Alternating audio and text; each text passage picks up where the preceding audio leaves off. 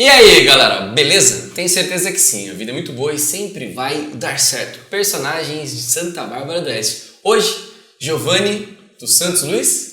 Giovanni Luiz dos Santos. Giovanni Luiz dos Santos. Sempre a gente fala aqui o nosso Gico. Vamos conversar um pouco com o Giovanni, que faz um trabalho sensacional na área da comunicação em Santa Bárbara do Oeste e nasceu nessa cidade. Meu irmão, obrigado por estar aqui nesse programa, que para mim é um prazer fazer. A gente aprende demais com as histórias das pessoas e não teve nenhum que sentando aí, contando as histórias, não faz com que eu pense um pouco melhor sobre a vida. Obrigado, viu? Muito bacana, Eliel. Eu que fico agradecido, né? Normalmente eu tô lá do outro lado, né? Onde hoje está lá o Andrezinho Gripe, né? Normalmente estamos lá, né? Fazendo ali a produção e edição.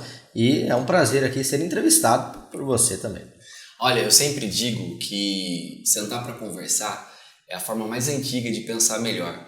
Se nós pararmos para pensar, quem é um pouquinho mais experiente aí vai lembrar dos pais conversando e a gente ouvindo. No seu caso, você está chegando perto dos 30. Sim. Mas nasceu nessa cidade e com certeza viu a evolução, né, Gico? Você nasceu em qual bairro? Nasci no São Fernando. Cresci sempre ali no Jardim São Fernando, né? No ano de 1996. Então eu peguei essa mudança aí, né? Dos anos 2000, anos 90. Então essa adaptação do mundo um pouco mais antigo e já a tecnologia. Então eu peguei essa adaptação, né? Não sou da velha guarda, mas também não sou nessa nova geração, né? Sou o finalzinho ali dos anos 90. Mas meus pais, né, vieram, como muita gente aqui de Santa Bárbara, veio do mais interior, né, podemos dizer assim, né? Meu pai de Fernandópolis, minha mãe de Ibitiúva, que é um distrito de Pitangueiras, que é a região de Bebedouro. Então eles vieram para Americano, né, do têxtil, né, nas indústrias têxtil. Meu pai foi tecelão, minha mãe urditriz. E aí quando eles se casaram, né, minha mãe morava na Cidade Jardim, meu pai, acho que era no São Luís, se eu não me engano. E aí eles se casaram e vieram para o Jardim São Fernando, né? E ali já tinha meus irmãos, né? Nós somos 4 irmãos, eu sou o caçula, meus irmãos já existiam, né? E eu nasci, cresci ali no Jardim São Fernando, na Rua Cristal. Olha, lá era conhecido como Lagoa Seca. Lagoa Seca. Não era sua época, né? Não, na minha época já estava asfaltado. Pessoal, a Avenida Alfredo Contato, né? Que hoje é muito conhecida, meus irmãos falam que eles jogavam bola. Né, era de terra, chamava Rua Rubi. Aí depois que teve o asfalto, né, mudou ali para Avenida Alfredo Contato. Mas eu já peguei um tempo, já estava tudo asfaltado, né? Mas o bairro também mudou muito desde que eu nasci para cá, né? Teve uma evolução muito grande. E hoje tem tudo ali, né? Tem UBS, tem um CRAS, tem um supermercado próximo. Eu me recordo, eu me tornei guarda municipal em 2006. E aquela região não era como é hoje. Não. Inclusive valorizou demais o bairro, né? Valorizou muito. Minha mãe sempre falava, né, que ela amava. Minha mãe já é falecida, né? Meu pai não. Meu pai tem um comércio, inclusive, lá no São Fernando, já faz uns praticamente 15 anos já, né? Ele tem um bar lá. E minha mãe sempre dizia que ela amava morar ali, porque era muito privilegiada. Ela falava, olha, não precisa sair de carro para ir em lugar nenhum. O mercado era muito próximo, tinha farmácia, tinha açougue, tinha agropet, tinha uma horta, que hoje não tem mais. A horta acho que foi nesse ano mesmo, foi inaugurada uma praça ali no Jardim São Fernando, mas ela ali na redondeza, ela caminhava, ia para todos os lados. É próximo também da Praça da Migração, né? Então era um bairro realmente ali na Zona Leste, muito privilegiado em questão de localização e minha família sempre amou morar ali. Eu tenho uma relação com o bairro. Eu trabalhei muito tempo no comércio ali, BM Bebidas. BM Bebidas. Que é próximo ali do Juninho Bernucci, família Bernucci. Inclusive tem muita gratidão por eles, sempre me ajudaram bastante. Então eu ia muito ao bairro.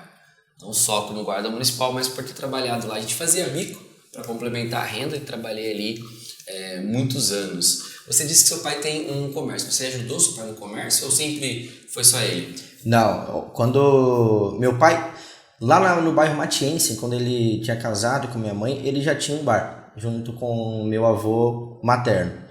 Né? Tiveram esse bar juntos lá, ficaram um bom tempo, aí casaram e vieram pro São Fernando. Meu pai, antes de ter o comércio, ele era tecelão. Minha mãe continuou trabalhando como urditriz, depois ela se afastou por questões de saúde, né? E aí, quando meu pai veio, quando eu nasci, meu pai tinha um bar também no São Fernando, na Rua Safira, que é já no pedaço ali entre a Rua Alfredo Contato e a Rua do Vidro. Hoje o bar do meu pai já é mais na Rua Jade, ali, onde é mais próximo do campo do São Bosch Fernando. ali, né? Do Bosch, ali, da Malha, né? Malha. O pessoal fala Malha, né? Mas é a Malha. E aí,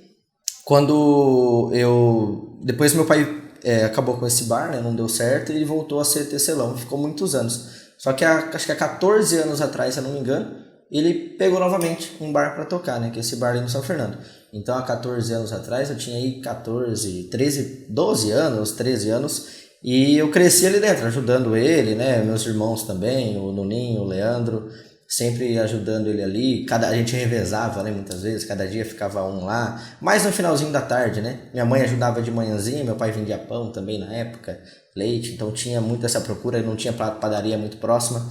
E mais pro finalzinho da tarde, né, quando eu tinha mais movimento, a gente sempre estava ajudando. Aos domingos a gente fazia assados também, né, era bem bacana isso daí. Minha mãe temperava tudo do sábado pro domingo. Era uma loucura, né, mas a gente estava sempre ali, fazia rifa. Foi uma época boa, né. Aí, de uns tempos pra cá, já diminuiu bastante o movimento, os irmãos se casaram, foi cada um pra um lado. Então hoje meu pai toca lá sozinho. Nuninho, Leandro E a Luciane. A Luciane é a mais velha, né, a primeira filha. Aí depois é o Leandro. Aí o terceiro é o Valdemar Júnior, que a expectativa era que ele seria o último filho, né? Por isso que ele é o Júnior. Mas aí 10 anos depois do Nuninho, o Valdemar, veio eu, Giovanni, que eu nasci em 1996. Em 95, o Santos foi vice-campeão brasileiro com o Giovanni, o Messias, cabelinho vermelho, que depois jogou no Barcelona. Minha mãe queria Renan. Aí meu pai foi registrar. Meus irmãos pediram também, então colocou Giovanni por conta do jogador do Santos, família inteira de santistas. E olha que eu tive a oportunidade de jogar com o Giovanni o dia que veio o Ronaldinho Gaúcho aqui no Décio Vita? No Décio Vita, e eu vi uma situação muito interessante. Ele não foi tão assediado. O Tudo Maravilha, num canto, porque são gerações ali que o pessoal não conhece. Sabe quem era o mais assediado? O MC lá com os dentes de tamanho branco, lá, o Daniel. E aí eu vi todo mundo, tá? Inclusive o filho de um secretário de Americana, ele não estava no campo, ele pedindo, o filho chorando desesperado para que eu pudesse levar, para tirar uma foto. Tirei a foto lá, o filho do Márcio Leal. Sim. Levei para tirar uma foto lá mais próximo do MC Daniel e o Giovanni lá no canto, mas que baita jogador. E ele rivalizava com o Wilson Gotardo, que é barbarense. Não sei se você já teve oportunidade, pessoalmente não conheci. Mas a final do Brasileiro, o Wilson Gotardo foi o cara que fez o Santos ser o vice-campeão. Aquele ano foi o Botafogo, né? Campeão com o Túlio. Na final tiveram várias polêmicas, gols. Não tinha VAR, né? Não tinha VAR, né? O Santos foi o moral campeão, porque os gols. O Santos teve gols anulados, né? Que não eram para ser anulados, o Botafogo ao contrário, e realmente. Ali mas foi o Santos realmente saiu como vitorioso, né? Porque teve uma virada na semifinal contra o Fluminense também. Então foi um ano muito querido pelos santistas e por isso que eu levo o nome de Giovanni. Que legal. Você então é o último, e a diferença de idade para você para a Luciane, que é mais velha? 15 anos. Tanto é que a gente, quando ela saía, né, levava eu para os lugares, todo mundo achava que eu era filho dela, né? Que tem essa diferença grande de idade, eu ia para todo lado com ela, então ela que vai acompanhar também aí, ela tem esse carinho também de sempre ser a mãezona, né? Família muito amorosa, eu conheço demais o Nuninho, com quem trabalhei junto, tenho muita gratidão, mas a família é toda muito boa. E, Gico, você estudou aonde quando criança? Quando criança, para a pré-escola, né? Não fiz creche, entrei direto na pré, né? No infantil.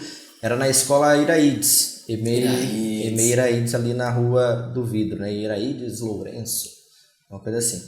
Aí depois, quando comecei o ensino fundamental, hoje não existe mais, que era Iraídes, aquele quarteirão todo, né? Iraídes, do outro lado é o Laura, e antes da Iraídes tinha Maria de Lourdes Rodrigues, que era na esquina ali também da Rua do Vidro. Hoje é tudo EMEI Iraídes.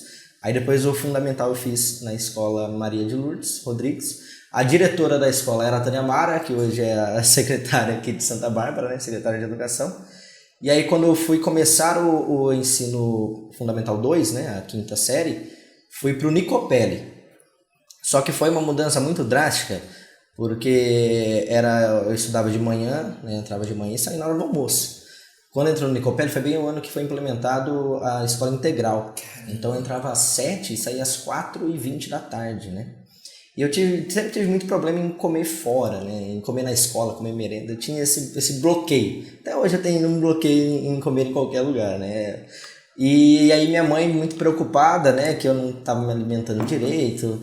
E aí ela foi mexer os pauzinhos e conseguiu uma vaga, porque tinha uma amiga que morava ali no São Fernando, que ela era agente escolar na Escola Olímpia Bart de Oliveira, no Jardim Ipiranga e Americana. E lá em Americana não tinha, na Escola Olímpia não era integral, era horário diurno, né, vespertino e noturno. E então eu fiquei uma semana, exatamente 5 dias na Nicopelli, minha mãe já conseguiu a transferência, e aí depois eu já comecei a estudar no Olímpia Bart de Oliveira. E aí fui até o terceiro colegial ali, né, o terceiro ano do ensino médio na Escola Olímpia, no Jardim Piranga e Americana. Então, eu ia perguntar se você fez ProErd em Santa Bárbara ou não fez? Fiz. Fez ProErd aqui? O ProErd até a quarta série. Até a quarta série. Ah, você fez? Fiz ProErd. Porque eu falo que tem alguns professores do ProErd muito conhecidos, né? Rogério do ProErd, o pessoal que fazia, e é um programa interessante para você que é mais jovem, que é um programa que as crianças elas aprendem muito. Eu vou perguntar se você lembrava do seu professor de ProErd, lembra? Nossa, ele não, eu lembro que tinha uma PM, mulher, mas eu não me recordo. Era a época do Rogério do ProErd, mais ou menos aí pela sua idade. Mas, tanto em Santa Bárbara quanto Americana, a escola é muito boa, né? Você Sim. teve a oportunidade de fazer nível superior ou ainda não fez? Sim, me formei na Unimap de Piracicaba, um curso que muita gente não entende o que é. Rádio, TV e internet. Então, você fez rádio, TV e internet? Eu sou radialista formado de diploma mesmo. Tem MTB de... Tenho DRT. Não é MTB que fala? MTB é do jornalismo. O técnico, né, o formado em rádio, TV e internet, ele tem o DRT, que ele pode exercer tantas outras funções dentro da comunicação, né? Parte técnica também. E isso engloba o MTB? Engloba também. Porque quem faz rádio, TV e internet é mais a parte dos bastidores técnica? É um pouco mais a parte de bastidores, né, de técnica, mas também você tem ali aulas de jornalismo, você tem aulas de odontologia, aulas de roteiro, criação, então de... Deontologia da comunicação, né, que é algo mais teórico. Você tem também ali de fala, de locução, né, então apresentação de TV. Você aprende basicamente tudo, né? Um pouco de tudo ali que engloba, então é o DRT que a gente tem aí como radialista do curso de Rádio, TV e Internet. Foi uma das últimas turmas de Piracicaba no campus ainda do Taquaral, que hoje está parado. Era isso que eu ia perguntar. Esse curso existe ainda dessa forma? Não.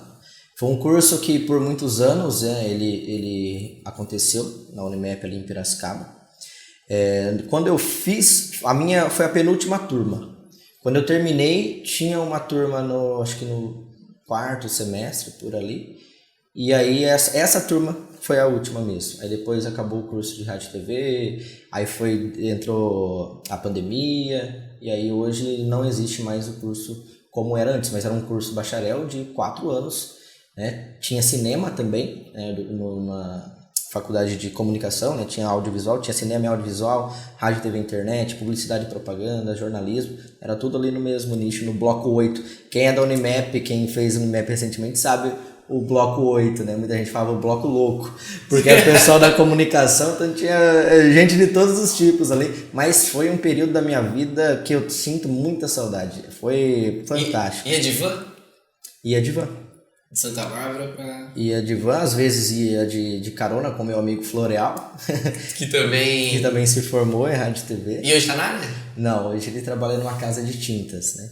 Mas aqui de Santa Bárbara era eu e Floreal. Que legal. Eu falo que hoje qualquer um celular pode viralizar.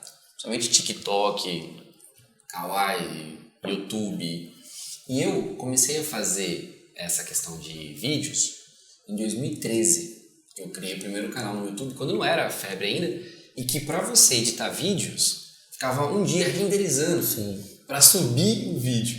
Quando eu criei o canal Azul Marinho no YouTube em parceria com o Emílio Guilherme, que é um guarda de Americana, era muito interessante, porque primeiro era muito difícil ter a naturalidade da gravação. Sim. E depois a gente tinha um roteiro E depois ainda tinha que na edição, quando ia fazer tirar ruído, tudo, ainda tinha que o vídeo demorava muito para subir. Hoje não. Hoje eu tenho aplicativos que eu mesmo gravo, eu mesmo coloco a legenda. Celular você edita. É muito rápido. Então, esse profissional que é você hoje aqui, com essas facilidades, ficou talvez banalizada a função, ou você acredita que, por exemplo, não? Porque você teve base diferente de quem vai ser um prático, né? Não, é diferente, né, o estilo de edição. Aí acaba sendo mais um tipo de edição de internet, né? Essa edição rápida, fácil, na palma da mão, ali no celular. São vídeos mais virais, né? Vídeos de TikTok, vídeos de Instagram, até vídeos de YouTube.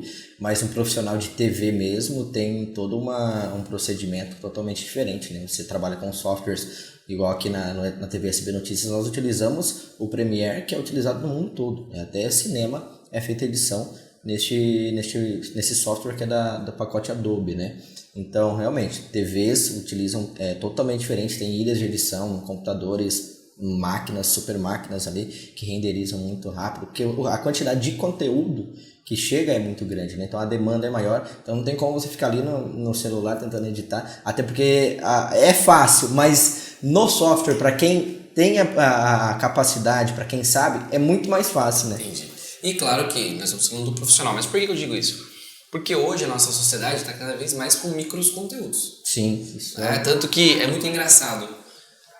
Eu de um tempo para cá não me importo tanto em este jogo, mas eu entro sempre no YouTube para ver o resumo dos jogos. Sim. Que aí você vê o resumo em 4, 5 minutos. Então a TV também mudou. E você foi estudar numa época que estava tendo alteração. Você começou a estudar em uma época que a internet não é o que era hoje. Sim. Rádio e TV sempre vai existir, obviamente, né? E você viu essa mudança. E hoje você ainda trabalha rádio, TV, nessa questão toda. Você acredita que essa evolução toda é uma questão cultural que, claro, nós sabemos que é irreversível, mas que vai melhorar na capacidade do ser humano, até mesmo de saber e ter informação? Ou hoje cada vez vai ficando mais raso o conhecimento por conta desse microconteúdo? É um ponto realmente a se pensar, né? É preocupante, porque realmente esse microconteúdo muitas vezes não agrega em nada o que a pessoa está acompanhando, né? Muitas vezes você fica ali o dia inteiro vendo meme, dando risada, vendo meme, só com o dedinho para cima, para baixo, quando você vê, passou 2, 3 horas, você tá ali louco, né? O que eu tô fazendo? Então, realmente, teve uma mudança muito drástica, porque qualquer um produz conteúdo. Né, hoje em dia a facilidade é muito grande, então não é apenas mais um profissional, uma pessoa que pensou, que estudou, que teve uma análise do que ele quer motivar para você, qual emoção que ele quer te passar, né? Que isso é muito bacana da comunicação, né? Muitas vezes um conteúdo que é produzido é para te dar uma sensação específica ou um conhecimento, né? Para você aprender várias coisas. Hoje em dia não, o pessoal filma qualquer coisa ali, viraliza, bomba na internet, começa a fazer dinheiro. Mas eu acho que essa adaptação ali aos meios de comunicação, né, muita gente falava, né, quando surgiu a TV, que o rádio iria acabar, né? Mas não, um acaba agregando o outro, né? Um vai se adaptando ao outro. A internet é a mesma coisa. Por exemplo, o curso de rádio, TV e internet que eu fiz, antigamente era só rádio e TV. Né? O curso era rádio e TV. Aí de um tempo para cá passou a ser rádio, TV e internet, agregando esse conteúdo. Muitas vezes você poderia realmente só dispensar, né? Não, isso daqui não faz parte do meio de comunicação, não. Você vai agregando e tentando trazer esses conteúdos. O rádio vai se adaptando. O rádio hoje está na internet. Hoje o rádio está com imagem. Então você tem que ter esse pensamento realmente de não vou perder para esse novo meio, essas novas tecnologias que estão chegando. Eu vou usar a meu favor, né? A TV é a mesma coisa, TV aberta, com os streaming, né? Hoje você escolhe o que você quer assistir. Na minha época eu ficava esperando aquele horário, né, do programa acontecer. Hoje, por isso que eu falo, né? Eu peguei 2 eras, né? Peguei a era Sim. que você esperava e já essa era que você conseguia ali acessar a internet e conseguir assistir o que você quer na hora que você quiser e programar. Antigamente o pessoal ainda gravava, né? Para ver se poderia Exato. Assistir depois, né? Mas realmente é uma adaptação e uma coisa eu acho que não interfere na outra. As pessoas têm que ser inteligentes e saber usufruir daquilo que pode causar o seu término, né? Eu lembro do videocassete, quando as pessoas colocavam lá para gravar. Eu lembro das fitas.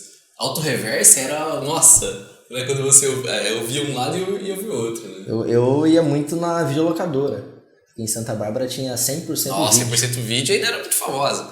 Aqui na Monte Castelo mesmo. Tinha, a que eu ia era lá na Avenida da Indústria. Ah, que era que era na Zona Leste, lá no Jardim Pérola, né? Meu irmão tinha ali o plano, ficha, né? A ficha. E a gente alugava lá. E teve uma época que eles fizeram uma coisa muito interessante, que era o clubinho 100% vídeo, que era para criança. Até 12 anos, uma vez por mês, podia pegar uma fita de graça. Né? Você alugar ali a fita, ou depois até o DVD. Tinha fita e tinha DVD, eu lembro na minha época, né? Os super lançamentos, os lançamentos eram já em DVD. Então era muito legal, você ia lá, alugava. Eu lembro que uma vez eu fui alugando semana a semana o Rock. Né? Então eu assisti o Rock 1, Rock 2, pegando por mês. Hoje, se você quiser assistir num dia no streaming, né? Mas é realmente outros tempos. Você sabe que eu sou da escrita do blogs ainda. Tanto que a gente foi evoluindo. Primeiro era blog, depois do blog foi evoluindo até chegar no que é hoje dos vídeos. E eu ainda escrevo. Eu tenho uma coluna semanal em um jornal chamado Tribuna de Paulínia. E hoje, que é dia 19 de abril, enquanto a gente está conversando, eu escrevi sobre a depressão das lideranças. Por quê? Nós tivemos um caso em Santa Bárbara do Oeste, infelizmente mais uma pessoa que vai pelas próprias mãos, e cada vez mais nós temos tido isso. E eu acredito que a depressão, a tristeza, ela tem sido conectada com essa questão de muitos conteúdos. Então, por exemplo, quando a gente vai comunicar qualquer coisa, quando a gente vai gravar um quadro como esse, personagens de Santa Bárbara, ou qualquer outra coisa que a gente vai fazer, mesmo nas redes sociais, você quer passar uma mensagem. Então você conduz da forma como você quer. Por exemplo, quando eu faço esse quadro, o que eu quero que as pessoas que assistam esse quadro, elas percebam? Que nós somos pessoas normais, que tivemos uma trajetória, que conseguimos ter uma profissão, batalhamos com a vida, lembramos de uma cidade que vai se transformando e que todo mundo está nesse mesmo barco de melhorar. Então é uma comunicação voltada para isso. Pessoas normais que estão fazendo a cidade. E hoje, cada vez mais, você está pelo like. Então, por exemplo, tem conteúdos hoje que não geram mais engajamento. Então, por exemplo, você que é um profissional da comunicação, hoje você já tem percebido isso. Por exemplo, vocês fazem um trabalho sensacional na transmissão dos jogos, do União, da região, do Rio Branco agora, uma coisa e outra. E vocês percebem isso, que cada vez mais a linguagem, a forma como vai narrar, o que vocês fazem, por exemplo, o Footcast. É sensacional essa ideia. Então vocês vão adaptando, sem que perca o viés da comunicação, mas o like, ele não pode ser o mais importante, né, Chico? Não, né? Tem que ter uma essência, né? Um trabalho por trás do que você está apresentando. O que você falou, né? Tivemos um caso recente também americano, as pessoas, elas arriscam a vida por um like, né? Um jovem, ele de Paulínia, né? Acabou morrendo na represa do Salto Grande americano para fazer um vídeo dentro de uma caixa d'água na represa, sem nenhum tipo de segurança, né? Então, realmente tem muita gente que se arrisca apenas pelo like, apenas pela fama, né? Realmente, como qualquer um hoje com o celular consegue viralizar, de repente esse jovem, uma vez ele viralizou, agora ele quer cada vez mais, né? E aí, independente do conteúdo, independente do que ele está fazendo, ele quer trazer ali um vídeo só realmente o que você disse, né? Sem pensar no que meu conteúdo está ajudando quem está assistindo do outro lado, né? O que realmente faz muito sentido e é o que vem acontecendo. E nós também temos a nossa vaidade, o nosso ego, de querer que as pessoas reconheçam o trabalho que a gente faz, independente da profissão. Normal. Nós queremos isso. Só que tem um problema acho que de dopamina, adrenalina, dessas questões todas que mexem com a questão neural, quando a questão da possibilidade exponencial que tem um vídeo na rede social. Eu fiz num programa aqui, tem um corte que foi feito com o personagem, nem vou falar quem foi, mas foi tirado do contexto e viralizou o estado, porque o personagem aqui disse uma coisa que acabou virando sátira. E viralizou de uma forma assim absurda no Brasil. E não vou comentar, até porque não tenho a autorização dele, porque rodou nos grupos de WhatsApp, nos grupos específicos. E foi algo que eu nunca imaginava que um quadro que a gente faz aqui, que tem uma conotação mais local, que pudesse viralizar tanto. Então, por isso também o cuidado do que a gente vai dizer aqui, não é? Muito cuidado mesmo. E tem uma coisa, né, que o pessoal fala sempre. Às vezes o que você fala no interior, num nicho que nós temos, como você é muito próximo daquela pessoa que você acaba criticando, que você acaba falando às vezes, para você acaba vindo num peso maior. Por exemplo, a gente que é do esporte. Se eu vier aqui, né, tem o Planeta Bola, eu criticar o jogador Caleri do São Paulo. O Caleri nem sabe da minha existência. O que eu posso falar, o Caleri não joga nada, alguma coisa do tipo. Não que ele não joga, que joga muita bola. Isso vai gerar uma repercussão mínima, porque as grandes mídias já estão lá falando disso. Agora, quando você vem aqui e fala, por exemplo, do União Barbarense, criticar o presidente do Rio Branco, aquilo ali vai realmente vir em você, vai cair um peso muito grande. Então esse é o cuidado, né, da mídia. Ela não pode ter a censura de forma alguma, a mídia tem que ser liberal. O jornalista ele pode querer falar, né, o pensamento dele, desde que não seja mentira, desde que não ofenda ninguém. Mas realmente, a mídia local, a gente sofre muito com esse trabalho, porque muitas vezes você fala uma pessoa, a pessoa te liga, né? É isso mesmo. E bem sei sobre isso por conta das repercussões de ser uma pessoa pública. A Câmara, por exemplo, falou aqui, meu Deus. Mas, Gico, da onde vem esse apelido? Ou você é tratado Gi na família, Giovanni aqui, Gico, quem te apelidou de Gico? Nossa, esse apelido realmente é muito fácil, pega todo mundo. Às vezes a pessoa me chama de Gico, nunca me viu e chama de Gico. Ou uma vez tá ali conversando, primeira vez fala Giovanni, aí tem uma pessoa perto que me chama de Gico, essa pessoa já começa a chamar de Gico também. Mas é desde a infância, não sei de onde surgiu. Tem o meu cunhado, talvez, tenha a responsabilidade nisso, que é o Evandro, marido da Luciane.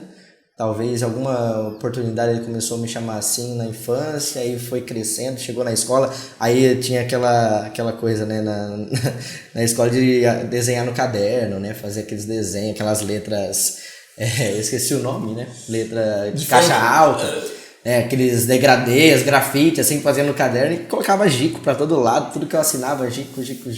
Então ficou. Realmente em casa alguns irmãos me chamam de Gico. Tem Nani também, de Giovanni, antigamente. Alguém acho que não sabia falar Giovanni, falava Nani, alguma criança. Então tem esses apelidos, né? Meu pai me chama de outros nomes também, né? Então tem essas variedades. Mas Gico é o principal mesmo, Gico que eu acabei adotando. E não é uma abreviação do Giovanni. Não Gico, é. Né? O seu não sei de onde veio. Sabe por que eu falo isso? Eu gosto muito das histórias de apelido. Porque tem alguns que vêm, às vezes de bullying que foi feito, é óbvio que a gente tem que tomar cuidado hoje, mas que acaba fortalecendo mais. Eu lembro de um, que o apelido dele é Passarinho.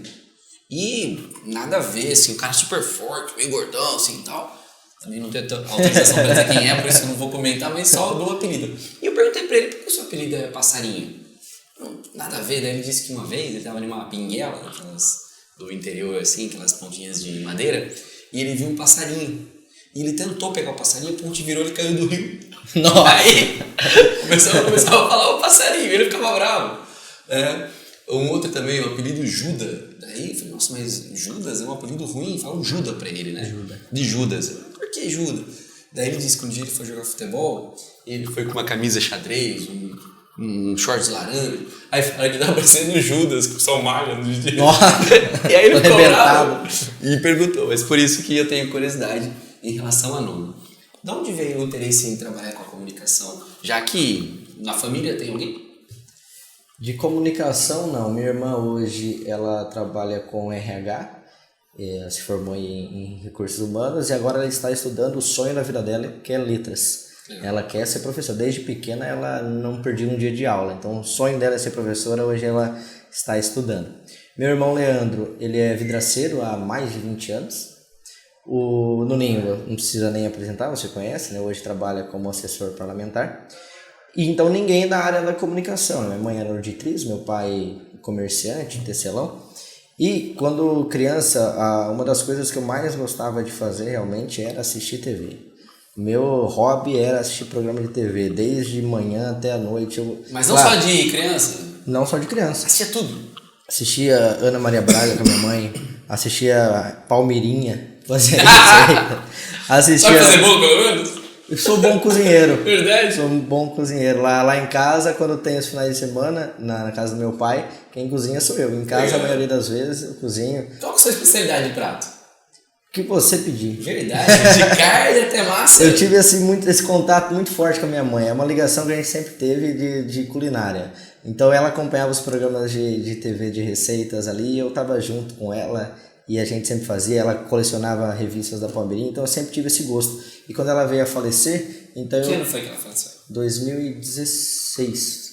Não, 2017. Olha só. Foi um infarto fulminante. Meu Deus. Infarto fulminante, 58 anos. E ela sempre foi muito boa cozinheira, né? E eu ficava sempre do lado acompanhando, sempre, sempre. Então eu tomei gosto, né? E hoje o que você pediu, eu cozinho. Minha esposa ama o estrogonofe. Ela fala que não existe nenhum igual. O arroz também eu não erro. Nunca fica pá, aquela aguinha do lado. Hoje eu não erro mais, já errei já. Mas na humildade assim, mas eu realmente sou um bom cozinheiro. Então eu acompanhava todos os tipos de programa de TV, programa de reality show, programa de quiz, mas o que eu mais gostava mesmo, que eu acompanhava todos os domingos junto com meu irmão no Ninho, a gente dava altas risadas, era o Pânico na TV. Nossa, bom demais. O Pânico pra mim foi um dos programas incríveis que a TV teve, não teve Qual nada personagem você gostava mais do Pânico? Todos, da época do Ceará e do Vesgo, né, que Nossa, tinha o Silvio Santos, o Marcelo Sendente, né, que tinha o Carioca fazia, o Poderoso Castinha, que depois que era o Eduardo Serbich, mas desde o Pânico das Antigas, tinha a Amy Winehouse que saía correndo, né, realmente é uma época... E o Impostor? O Impostor também, Esse é bom. O cara entrou hoje. no velório do Michael Jackson. Não, ele gravava, quando não podia entrar com o celular, ele entrava. O cara era muito cara de pau. Muito cara de pau, o Bola, né? Tudo que acontecia ali no Pânico eu gostava demais, demais. Eu era muito fã e o Nuninho também. Sempre foi, meu irmão. Então a gente acompanhava todos os domingos. Na segunda-feira, na época, na escola, na segunda-feira o comentário era o que tinha acontecido no Pânico, né? O CQC era ao mesmo tempo de Pânico? O CQC teve já uma época junto com o Pânico, mas ele veio depois, o Pânico veio bem antes, mas já chegaram a ser ali juntos. O CQC era nas segundas-feiras à noite, o Pânico era sempre de domingo à noite. Então eu gostava muito, Léo.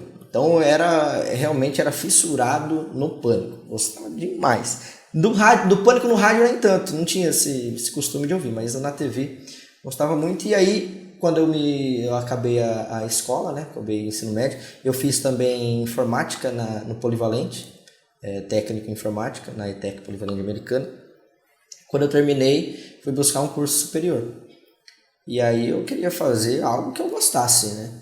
Não pensei em questão financeira, não pensei em o que todo mundo fazia. Na época a moda era administração, todo mundo praticamente saía da escola, vou fazer administração de empresas. Mas era difícil passar em informática no Polivalente, né? Foi vestibulinho. Era processamento de dados ou não era informática mesmo? Era informática com programação. Porque eu lembro que eram uns cursos muito concorridos na época, né? Sim, eu fiz 1 ano e meio lá, né, tinha programação junto. Não me dei muito bem, né? Eu me formei, tenho diploma, mas não entendo muito de programação. Sim. Não. Entendo o básico ali, não foi algo que me aguçou os olhos. Então fui buscar algo que eu gostava de fazer. E aí eu pensei, o que eu gosto de fazer? Gosto de futebol, mas jogar bola... Não, eu vejo aí então. Ô Cláudio Brito, você para com aqueles migués lá que você coloca no Instagram, que você tá deixando o menino sonhar, viu? Pô, nunca me chamaram, velho. Ó, terça-feira, você tá convidado. Terça-feira é dia de sessão. Então, aí complicou. Mas jogar futebol eu sempre joguei a vida inteira, desde a infância. Nunca fui um craque de bola, muito longe disso, mas tenho noção. Tenho noção, né? Não sou um perna de pau total também. Tenho noção de jogo. Hoje tá um pouquinho mais pesado, né? Então não tem não corro tanto ali. Mas sempre gostei muito de futebol, fiz tirado em futebol, também programa de esporte, acompanhava a minha vida toda. E tinha essa questão do Pânico na TV também que eu gostava, de todos os conteúdos de TV. Então eu imaginei, eu gosto muito de TV, eu quero saber como que é feito isso. Como que eu torno para mim ir para uma emissora de TV, né? Como que é esse pessoal que trabalha por trás das câmeras? Como que é a produção, né? Até chegar esse programa, o final, o conteúdo final. Então eu fui pesquisando na internet, aí encontrei um curso de produção audiovisual na FAC, né? na Faculdade de Anhanguera, mas aí também acho que não tinha turma aberta. Procurei até que me deparei com o rádio, TV e internet na Unimap. E aí eu fiquei apaixonado, né? Aí tinha um amigo meu que estudava comigo, o Mikael, no ensino médio. Ele tinha uma rádio web, Rádio Toque. Ainda existe essa rádio lá em Americana. Ele hoje trabalha com vendas de internet também, fibra ótica. E ele tinha essa rádio. E teve uma época da vida dele que essa rádio bombava na web, né? Ele era uma das principais rádios na web. Você procurava rádio web sertaneja no Google, a primeira era dele. Era aqui em Americana, era feito. E ele gostava muito de rádio também. Aí eu conversei com ele, né? Aí falou, vamos fazer o vestibular? Vamos prestar o vestibular? Ver o que vai acontecer? E fomos. Pagamos lá a inscrição, fizemos o vestibular, que foi aqui na Unimap de Santa Bárbara, o vestibular. Nós dois passamos no vestibular, acho que eram 40 vagas. Conseguimos passar. Aí chegou na hora de fazer a matrícula, né, a inscrição. E aí o curso acabou sendo um pouquinho caro, ele não conseguiu FIES, não conseguiu nenhum outro tipo de desconto, ele acabou desistindo.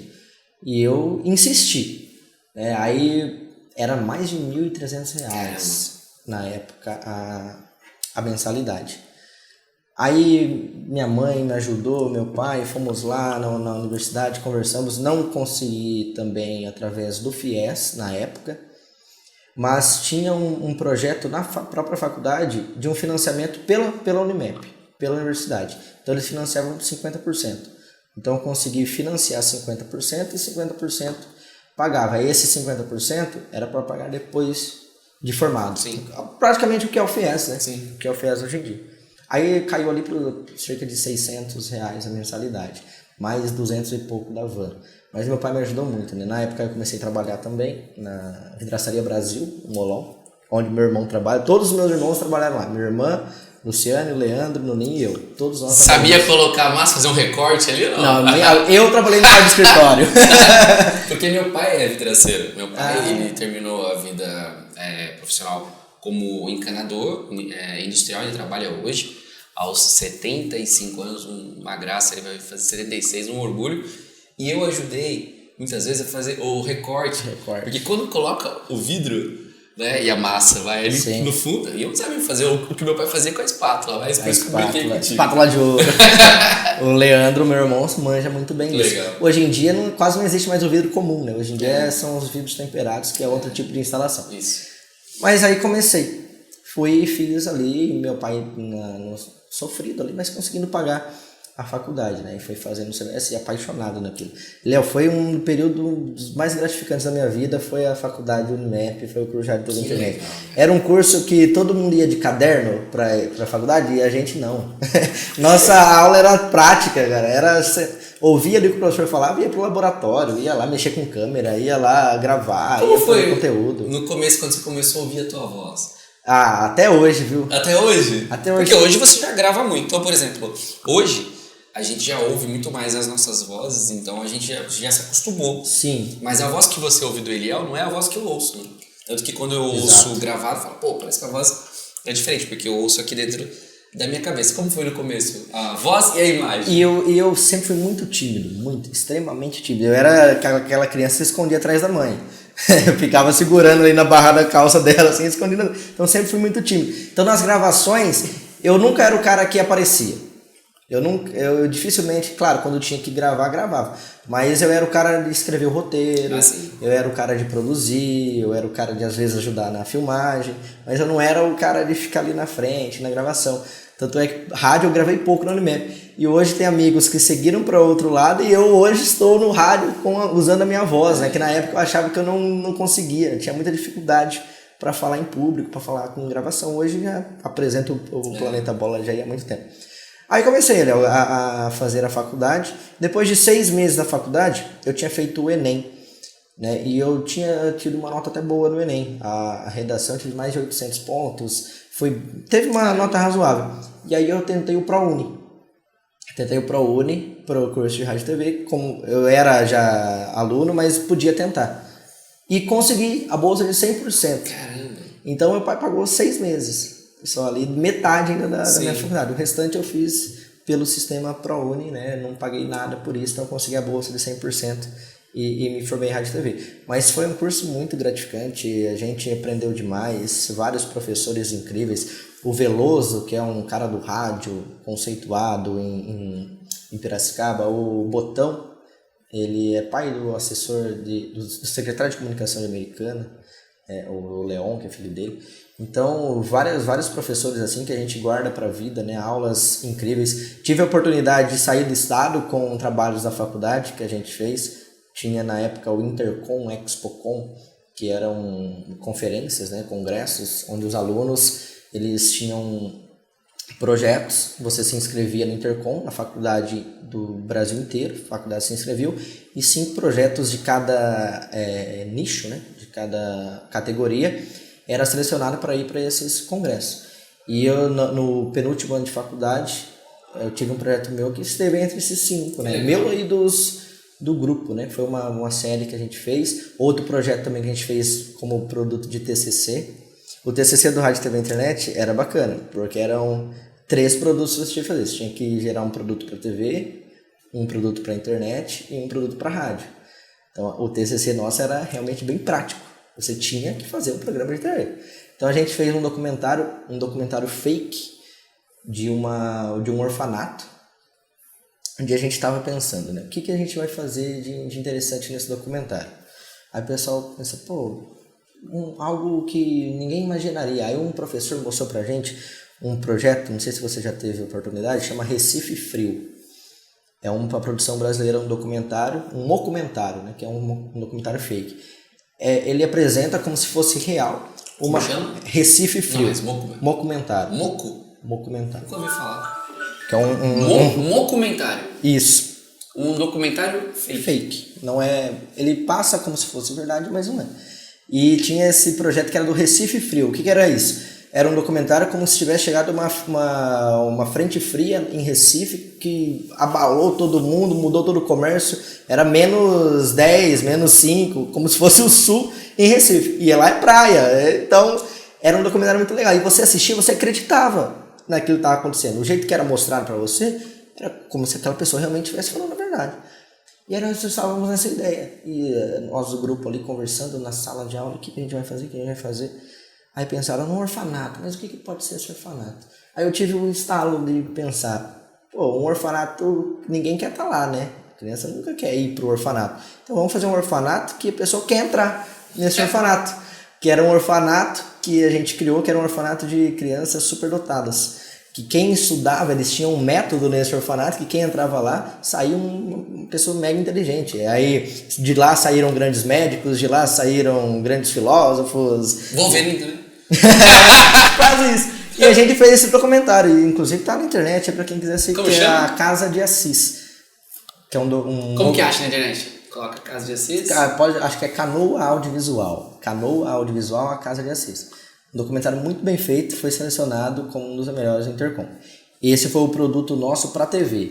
E teve o produto para internet também, que foi uma série que a gente fez, chamada Eunice, que eu produzi o roteiro dessa série. E a gente gravou num dia, numa loucura, das 5 da manhã até as 3 horas da manhã. A gente precisava de uma casa de alto padrão. Eu não encontrava. Até que a gente encontrou de uma outra pessoa aí, não vou falar o nome. Mas conseguimos, essa pessoa foi pra praia, deixou a chave na nossa mão e a gente conseguiu colocar uns 30 atores dentro da casa. Ele só ficou depois que viu. Só depois que viu. Com uns 30 atores na casa, então foi um projeto bem legal. E um projeto de rádio, esse de rádio não foi selecionado para o Intercom. Mas na Unimap tinha um prêmio chamado Jaguatirica, que ainda existe até hoje, que é um prêmio realizado para os produtos de cinema audiovisual e rádio TV internet. E naquele ano, Eliel, a gente até ficou envergonhado, porque todos os prêmios foi o mesmo grupo que ganhou, que era o nosso grupo. Nós ganhamos, acho que eram 12 categorias, nós ganhamos os 12 prêmios. Aonde era esse prêmio da Unimap? Jaguatirica na Unimap, foi feito no teatro da Unimap, entrava produtos dos outros grupos da nossa sala e do pessoal de cinema também. E a gente ganhou em todas as categorias. Pô, e isso você... Eu tenho o troféuzinho até hoje. Que legal. E tanto essa série também é acessível? É acessível também. E ela tinha um professor que queria algo diferente. Então a gente criou, dentro da série, a pessoa acessava um e-mail no meio da série. E a gente deixava no ar a senha, etc., o login, e você conseguia, se você quisesse acessar esse Google Drive, você conseguia acessar e você tinha um conteúdo extra. Você via o que o ator estava vendo que não era passado para você. Você só ia saber se você acessasse o e-mail, né? Criava curiosidade também. Criava um outro gancho ali. Netflix tá te perdendo. Meu irmão, quero falar brevemente, embora nosso horário já está bastante estourado, em relação à família. Você se casou daí, vamos finalizar esse personagem com essa história. Você casou, foi hoje, né, está aí às vésperas de ser pai. Como surgiu? Sim, aí no ano de 2016, né, solteiro, fui convidado para jogar futebol. Por isso que eu falo com minha esposa que ela não pode reclamar de jogar bola. Fui na Paulo Monaro, consegui um time lá dos Olhos d'Água para jogar contra o pessoal da igreja Santo Expedito. Meu cunhado era de Santo Expedito, me chamou para ir jogar. Aí nesse dia eu tava jogando, tava chovendo e ela tava lá acompanhando o jogo, né? E você já fica de olho, né? Aí vi ali, aí vai buscar na rede social e começou a conversa ali. Depois de um tempo acabou dando namoro e até chegar agora no casamento, né? Mas foi um período muito legal, né? Hoje eu posso falar que eu tenho duas famílias, né? A família do meu pai e a família do Paulo Monaro. Não, e a família Paulo Monaro, ontem, 18 de abril, foi aniversário Foi aniversário dele. Fui lá comer um bolo, não tem como, você não fica um minuto sem dar risada. Não tem como, né? Os Monaros realmente são incríveis, né? Irene, o Paulo, né? Todo mundo que tá ali, né? A dona Vilma, que recentemente, né, faleceu. Mas é uma família realmente muito abençoada, uma família que ajuda todo mundo. Então eu fui ali bem recepcionado, né? Pessoal, a Letícia tem até ciúmes, ela acha que o pai dela trata eu melhor que ela. Mas é um período bem legal. E agora ela tá grávida, né? A Letícia já tá aí nas semanas finais e vai vir aí a Tânia Elisa. Tânia, que é homenagem à minha mãe, minha mãe Tânia. A Elisa a gente escolheu para fazer um nome composto. Sim. Ali. Mas minha mãe que, para mim, não tem outra pessoa, né? Minha mãe realmente foi uma guerreira e nos deixou tão cedo. Eu era o companheiro de vida dela. Onde ela ia, eu estava junto. Então foi um baque muito grande. Mas Deus e o tempo, as pessoas ao nosso redor, né, vão confortando a gente. Então hoje seguimos a nossa vida aí e prestei essa singela homenagem para ela de dar o nome da minha filha. Que interessante que a Letícia também compreendeu essa homenagem, né? Não fez objeção. Também sou caçula, assim como você. E a gente sabe o quanto a gente é apegado, né? Por ser Sim. caçula, tem aquela experiência que a mãe já teve com os outros, né? Sim. E aí com a gente fica mais tranquilo. Meu irmão, nós poderíamos ficar conversando, batendo papo, que o homem fala fácil. Estouramos. Então eu sempre falo, eu sou o intruso aqui, o ousado que vem entrevistar esses feras aqui, esses profissionais. Poderíamos falar aí do Campeonato Paulista, que fizeram a cobertura do União. Também tem uma paixão muito grande pela União Barbarense. E tantas outras questões. Mas, Dico, muito obrigado pela entrevista, pelo bate-papo, igual eu sempre falo. Ao final, eu não consigo dar o feedback, mas a gente sempre aprende. A gente vê que a gente não tem condições, às vezes, de conversar no dia a dia e saber tanta coisa das pessoas, que não é à toa, né? Que a gente chega onde chega e aonde você chegar futuramente, falo que essas entrevistas elas vão ganhar em importância, ou quando as pessoas estiverem, de repente, em outras fases de suas vidas, ou de repente não estiverem mais aqui. Sempre falo que, né, tanto que eu digo muito, que eu quero trazer pessoas que às vezes são reticentes, não querem vir, que não gosto de aparecer e tal, mas elas precisam entender que não é para elas, Sim. não é para vaidade, é uma história que a gente constrói contando os personagens. Santa Bárbara hoje foi com o Gico Giovanni Luiz dos Santos. Exatamente. E com certeza foi um prazer ter estado contigo aqui. Meu irmão, um abraço, deixa um recado pro povo aí. Léo, só é realmente isso, né? Isso que você vem fazendo, o trabalho, né, de trazer aqui a pessoa para você ver ela como ela realmente é, né? Muitas vezes as pessoas julgam as outras pessoas, né, pela capa, né? Não podemos julgar ali o livro pela capa, então tente conhecer melhor as pessoas. Muitas vezes o que você vê um homem público, uma pessoa que está aí no rádio, na TV, ela é de um jeito, porque ali acaba sendo até mesmo um personagem. Não que seja um personagem mascarado, mas realmente no ar a pessoa é diferente. Então tente encontrar, né, conhecer essas pessoas, conversar melhor com quem você pode julgar, pré-julgar e não ter aí nenhum tipo de preconceito e seja feliz. É isso! Personagens de Santa Bárbara do Oeste, curta, compartilhe, comente, deixe aqui as pessoas que você gostaria que fosse entrevistado, que viessem até aqui e, por gentileza, compartilhe com as pessoas, pois com certeza vale a pena contar a história dessa gente. Dico, abraço, tamo junto, valeu!